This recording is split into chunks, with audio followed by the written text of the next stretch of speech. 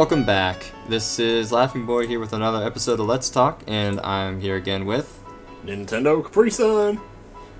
Yes, on the last episode we talked, we kind of finished our editing spiel, so hopefully you guys are at least good to get started on a couple of editing techniques. Yeah. Now I kind of want to talk about some of your other stuff. Alright. Yeah, in particular I want to talk about the Runaway Guys. So, we've already started, if you want to, I guess, the first episode maybe, we talked about how the Runaway Guys got started. Yeah. But, whose idea was it? As far as I know, it was completely Chugga Conroy's idea. He just wanted to start a channel, and he invited the two of us, me and John. And we said yes, and end of story. That was a fart. Perfectly I can't believe you heard that. Like, that was really quiet. The Yeti is powerful, my friend. I guess so. Yes. I think I heard somebody say, or it may have been in the first episode of your Mario Party LP, like the very first Let's Play, you guys got started at MagFest? Yeah, we did. We had never met up until that point. That was our first time meeting each other in real life. And that very night, we recorded. The same night we met. We're just like, let's do this. Yeah. So the intent was just kind of like a multiplayer-based channel. Did you guys think about, like, did you have sort of a game plan when you made this channel? Well, maybe Emil did, but I don't know, I always just kind of assumed it was about as spontaneous as I was. Like, we would just, whatever hit our fancy, we'd do it. And this may seem like kind of a no-brainer question. Yeah. But it does demand a little bit of asking because I've sort of been in this situation. But why create a brand new channel for co-op and versus games instead of placing them on one person's specific channel? More money. No, I'm just kidding. I mean, it works. Yeah, I think take there's a certain allegiance that your fans develop for you specifically, and if you start bringing other people into that, it's kind of awkward sometimes. I've seen it happen way too many times. Like, somebody will have a channel and they'll be like, oh, we love you, and then they'll bring a second person in, and they'll be like, no, I'm not so crazy about that guy, I just want to watch you. So we kind of figured it was easier just to make a separate channel, so if people wanted to see just you, they could see just you, and if they wanted to see the group, they could just see you over there. Yeah. It was just a lot simpler to keep it as separate entities. Well, and I think it's easier to build a voice when you're by yourself rather than having the idea of both the, like, your solo stuff as well as bringing other people on. Absolutely. Yeah. Does being partnered with a network have anything to do with the fact that you created two separate channels? No, not as far as I know. I think maybe it's possible that maybe the idea of getting partnered was what spurred Chugga on to make the channel. Maybe, I don't know. But, yeah, I don't know. Okay. As far as I know, us getting partnered and making the new channel, it was all just a coincidence that it happened at the same time. That meteoric rise to fame. Yeah. Now, who does the video editing? I believe Chugga does it all. Okay. Then... I'm not 100% sure about that, but, I mean, I guess from his Twitter writings he does, but sometimes I always thought maybe Proton did it. Yeah, as far as that goes, actually, I'm pretty sure Proton actually does some of the uploading, so he might be doing the editing too, actually. Yeah, that seems interesting that it's all spread out like that. I don't want to make any official statement here because I don't know 100% for sure. It might have been Chugga for a time, and then Proton took over on it, but I don't know, actually, to be honest, right now, who's doing it. So and, I just know that I'm not, so thank God. Got enough to deal with? Well, it's not even that. I'm just not that good at editing with such a high standard of quality as what I think he would expect. Well, I was going to say, didn't you just hear me complimenting you on your Pokemon LP? Yeah, that's true. That's a step up from what I'm used to. So Okay. maybe as time goes on, I'll learn more. Yeah, that's always good. And does the equipment change for the recordings, for the, I guess, the Runaway Guys recordings versus what you do by yourself? Yeah, yeah, definitely. I don't use, like, everything that I use is just mine. I don't share it with them, and I think Chugga uses mostly the same equipment for his channel as he uses for the Runaway Guys, because, like, all the recordings we do at his place. And so, like, Well, he yeah. just kind of uses whatever he's got. And I guess you talked about using your own microphones. How does that work out? That, I have no idea how they do that. They have some kind of hub that the microphones plug into, which in turn plugs into the computer. And there's a recording program, it's called Crystal, which I've never heard of, but apparently Right. that's what they use. That's what we use. This is the to first record time our hearing of it. microphones. Yeah, each individual microphone will show its own bar on the Crystal software, and it records all of them at the same time. So you can turn any microphone up or down or whatever. Oh, that's really cool. It is pretty nice.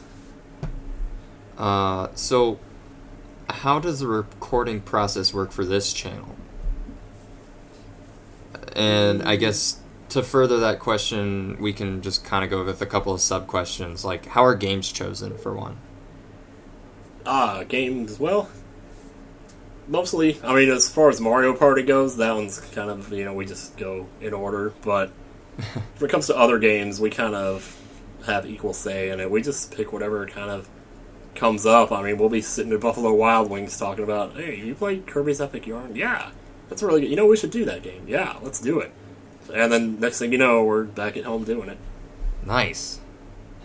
Also, yeah. the fact that you go to B-dubs. Yeah, buddy. And how is your fourth player chosen? That's pretty much totally at random. Oh, really? Just Yeah. whoever you guys decide to get? Yeah, I mean, we're pretty stingy about who we trust, in the community. It's not always... I don't know, it's like, you have to be careful with things like this, because you never know who's gonna blow your cover or say whatever, and... I mean, not that we really have anything to hide, but to be honest, I guess we all have, like, personal friends that we'd like to bring in, but we don't because they're not, like, they don't really, I guess, understand the business side of it as well. Which, again, it's not really a business, at least not to me, anyway. Right. But it's just they have to understand what it is that they're getting themselves into. Yeah. And we also want the audience to feel at home in the same way, so, like, when we bring in somebody like P-Call, or, well, we wish we wanted to get P-Call, but we couldn't that one time. But we had, like, Super Genius and Luca Jun and Josh Jepsen, because they're kind of like, for lack of a better term, they're like pillars of the community, and we all rely on each other for things, and we all have kind of a special kinship. So that plays into it a lot, too. It's like, it's not just because they're popular, but they're friends of ours, too. We know them personally, so we know we can trust them. And that helps a lot, too. Now, are all the games that you guys play, are they played through in one night, or is this recorded over, like, a bunch of nights? Ooh, well, most of them, we do them over the course of several nights, or even the entire week if it must be done that way, but... Like Super Mario 3D World, I'm pretty sure it took us 4 days to do that. So, and that was like 4 or 5 hours a day, so we just knock them out one right after another. And then we'd say, let's go eat. And I mean, that sounds fun. It's so awesome. I mean, I can't even imagine. You guys kind of elate this when you're playing Dokapon Kingdom, because that game's not going to get finished, even in like 5 nights of playing. Oh, no. Yeah, we've been working on that one for a few years now. A few years? Yes. Wow. Well, you guys only get to see each other once every couple of months. Oh, yeah, yeah. So, okay, that's good to know. And, so everyone in the TRG lineup, we're getting into this. They live you guys live pretty far away from each other. Yeah, mostly. So how do you guys meet up to record, and how does, like, everyone's living situation affect that process? Well, I had it pretty easy because, like, even my small little, my small airport of Appleton, Wisconsin, still had direct flights to Atlanta. So, but that's pretty much how we do it, though. We fly to Atlanta. Chugga picks us up from the airport. We drive to his house from there, and we spend the night at his place. We did it one time. One recording session we did at Proton John's place. For Con Bravo? No, that was actually, that was a long time ago. Like November of, I think, 2011, maybe even. Possibly 2012, I don't know. Way back when. But after Chugga got his own, apartment, and it was really huge. And, so we were able to... It was just the simplest way for us to do it. I mean, I kind of feel bad for John, because he has the longest flight out of the three of us, and the most equipment, which... Oh, is he bringing a lot of his own stuff? Now that you mention it, or now that I mention it, I'm actually wrong. He doesn't have to bring equipment for that. But sometimes he does anyway, but... Maybe he does have to bring equipment, I just don't remember. But usually... he does have to bring equipment for the cons, though, for when we do the panel, but... Yeah, and that I feel really bad for. Yeah, I do remember hearing about some of his issues after MagFest this year. Yeah, he's had more bad luck with losing luggage at airports and getting delayed on flights and shit. It's just wow. He's got one hell of a work ethic, this guy. That guy. That guy. He's cool. He's so awesome. And a running gag that seems to be in a lot of episodes is that the fact that you guys are recording this months before we ever see them. Yep. Is there any reason for that? Is it just editing takes a while? It's mostly just because of because of how we can only get together for a week at a time or 2 weeks at a time or whatever, and we don't want to do it too often because it gets to be expensive, the flights and all. So you only do it once every 6 months. We want to have content to fill up that time before we get together again. So we just record as much as we can, and if it works out, it works. If it doesn't, well, fortunately, that hasn't happened yet. So, and especially now that you guys have 2 series going on right now. Yeah, it's a little bit different for us. We recorded a lot of Dokapon Kingdom on our last get-together, so I would imagine Chugga's anxious to help get that series moved along a little bit so that we're not showing episodes from 2 years ago. Right. Because we're up to episode 70 on that right now. I don't know where the uploads are at, 40 maybe, but... Okay. Yeah, I do remember a lot of jokes of, mentioning games that hadn't been out yet, but by the time the episode released, it has been. Mm-hmm. So, I'm going to assume that due to the nature of this channel, there may not be a particular series you didn't like. Now, were there any projects that you tried to do, but it didn't work out? Yeah, there's been a few. Mostly, really small things. We tried to play Star Fox 64 4-player. Oh, really? At one point, and that... I don't know if that's ever going to go up. It probably won't, though, because we just weren't... I don't know, we just weren't really enjoying ourselves on it, Sometimes you can tell when the recording is done. And Chugga had never really played the game before that way, so he had a hard time with it, and, Now, what do you think was your favorite Runaway Guys moment? Ooh. Oh, man. I always liked the moment when... people always talk about the funny moments, but to me, one of my favorite moments was World 9-2 of Super Mario Bros. U, I think. Where we just aced that stage on our first try, and we all went crazy at the end of it. Chugga's TRG for the mother effing wins! Oh my god, it was so animated. That's one of my favorites. There were lots, though. Lots of Mario Party, the game, that whole thing. Yeah. The intro songs for part 2 of all the Mario Brothers LPs. Those are funny. Oh my gosh, I don't know. Just even thinking about sitting with him makes me laugh because I think of all the screaming and shit that goes on. How in the world did we get away with that in those hotel rooms when we did it back then? Because we used to record in the hotels before we started doing it at Chugga's place. Yeah. Well, I mean, if you're at the hotel of a gaming convention, I'm pretty sure most of the people there are That's just... true, though. Yeah. So the thing is, like, what we would do is like book the hotel for a solid week, so that we could play. Like, we do a recording the 3 days after or 3 days before the convention, Really? so that it didn't get in between us and the convention. We could still go out and enjoy it. That's kind of cool. But now you guys are just kind of like, we'll just go to Georgia for the week before the con. And Yep, exactly. now, on the converse, was there a moment that either on or off camera that you didn't like? There was a stretch there. I talked about this in the comments at one point, but I don't know how many people actually know or remember it.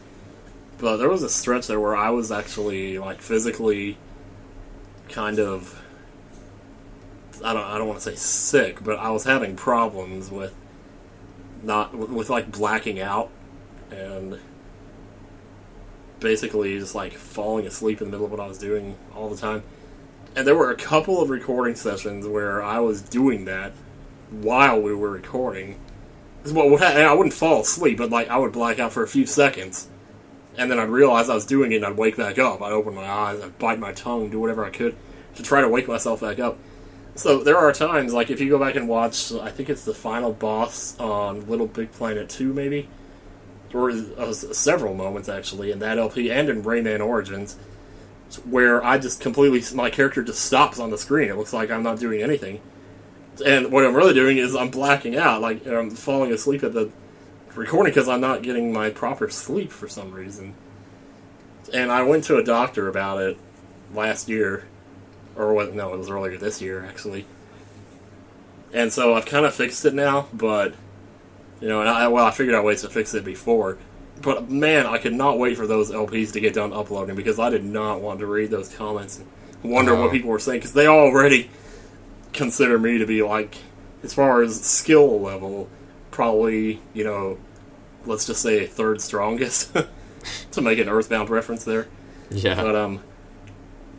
But that wasn't helping that I was blacking out in the recording session. And they didn't know it, because it only lasted a few seconds, and by the time anything happened, I'd open my eyes again, but I wouldn't want to tell them what was going on because I was embarrassed about it. So, but yeah.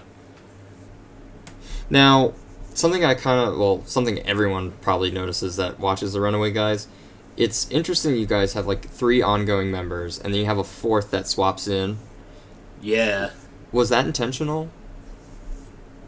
I'm trying to think back. Who was our first?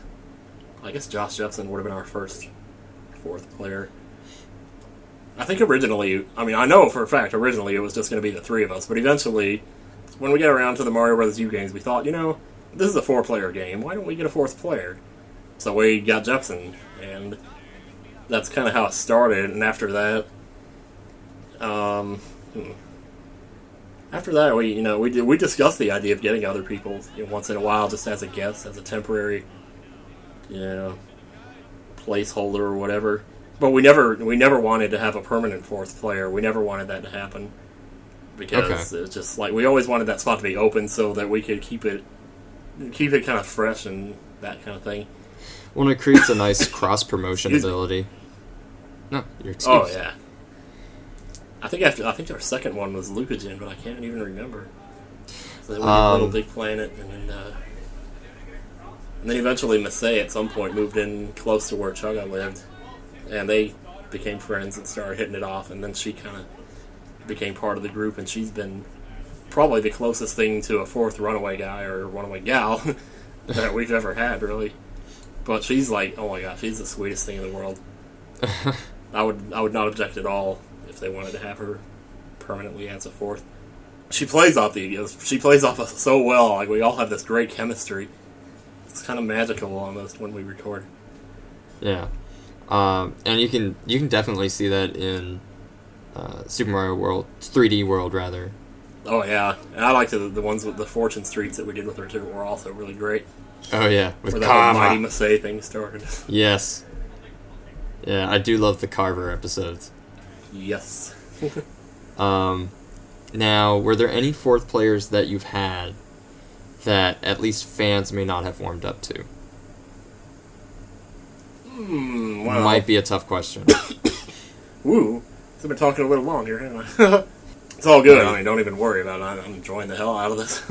More than I thought I would, actually. Yes. Let me think. Validation. Yeah, I mean, I guess naturally at first there was some opposition, even with Jepsen. People were saying, he's not a runaway guy, what are you doing bringing him in? But then over time, people, after they accepted it and they got used to it, and that worked out well. Now, Luca Jun actually had a lot of opposition at first on Little Big Planet, because I guess people didn't take kindly to her more crude kind of humor, if something out of... Which, I don't know why they totally fine with me, but then they don't like her or something. Yeah, that's a little weird. But then, of course, people warmed up to her after a while, too, but we definitely... we definitely made fun. We had our share of making fun of some of the reactions that she pulled from us.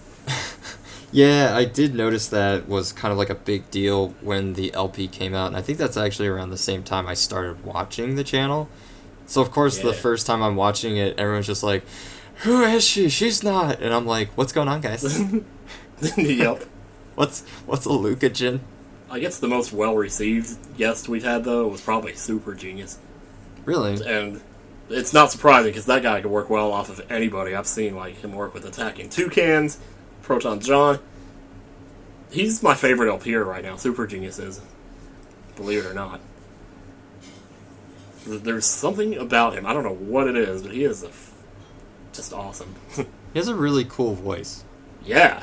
Yeah, right? He's also extremely smart. You have no idea. I stayed with him in his house. I mean, oh, man. I thought it was really cool that he was actually in Japan for what, a year? 2 years, actually. He just came back about a month ago. Yeah, that was really cool. And then it just goes right back to LPing. Yep. Now, due to, I guess, recent, I wouldn't say changes, but as the LP landscape has evolved, multi-person channels are definitely more popular than they used to be or at all. Yeah, I have noticed that kind of trending thing start.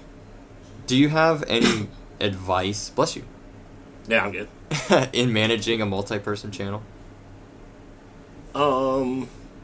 Well, I mean, if you're, if it turns out you're partnered and you have a multi-person channel, then definitely, get a contract of some sort between the two of you and decide what you want to...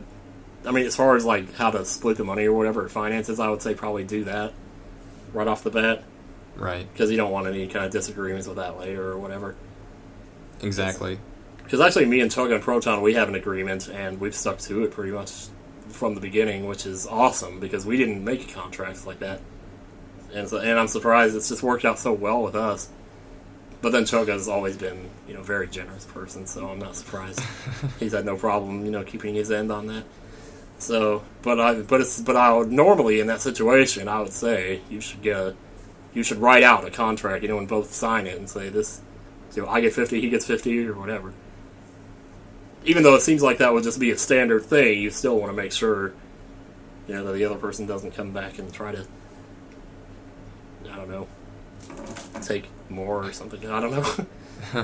But otherwise, as far as LPing itself, I mean, well, that is what you asked, right? Advice on... Oh, anything. Just managing the channel. Especially if it's a channel that is, the only... So let's say there are groups out there that only operate as groups. Yeah, like TBFP. It's the two best friends play. Yeah. Yep. And they don't have a solo channel. But they may include solo efforts on it. Yeah, possibly. I mean, I guess it's just a matter of, finding someone that you can play off of, and someone that's easy to talk to, and that kind of thing. I mean, you'll probably already know that before you even have to think about it, if this person's going to work or not. You have to, if you don't know that already before starting the channel, then you might not want to take that chance. We got lucky, us, the Runaway Guys, because we didn't know if that was going to work or not. It turned out to work, but man, oh man, we got so lucky. Yeah. Especially since, I guess, in your case, it's not like three friends are just kind of, hey, I got this crazy idea, let's do this. You guys didn't know each other as well as you clearly do now. Oh, yeah. Yeah, definitely. So, that definitely worked out in your favor. Mm-hmm. Now, I guess this is kind of more of a personal opinion, not based off of, I guess, previous experience. If you had a choice, whether your channel was solely multi-person or if it was just complete solo stuff, which one would you recommend over the other? Ooh-wee. Oh, man, that's a tough one. Right? I personally would probably just go with a solo. But that's just because that's how I've lived my life, so I don't know. I don't want to make it sound like I'm throwing a pity party here, but I don't really know what it's like to have someone in my life, who is as passionate as I am about video games. And if you have that, and you can take advantage of it, or work together and do something with that, then more power to you. And I would not dissuade you at all from taking that approach. But I don't know, just based on my own life experience, I have to go say solo. I've pretty much, again with the stupid stuff, but I've kind of learned not to ever trust anybody. There's probably only one or two people on this planet that I would trust right now. Well, maybe three. We'll leave it at that, and I think for the next episode we're going to talk about present day stuff, so definitely stay tuned for that. We'll be back. I hope I can get these out day after the other. I'll have to completely edit this before that, though. I can't just edit one and just throw it on YouTube as much as I'd like to. Man. I can only imagine just going back and listening to all this. Oh boy. Hopefully that'll be soon. So yeah. Stay tuned, and we'll be back after the break for the last episode. The Last of Us. The Jeez. Doodle it, doodle it, doodle it, doodle it.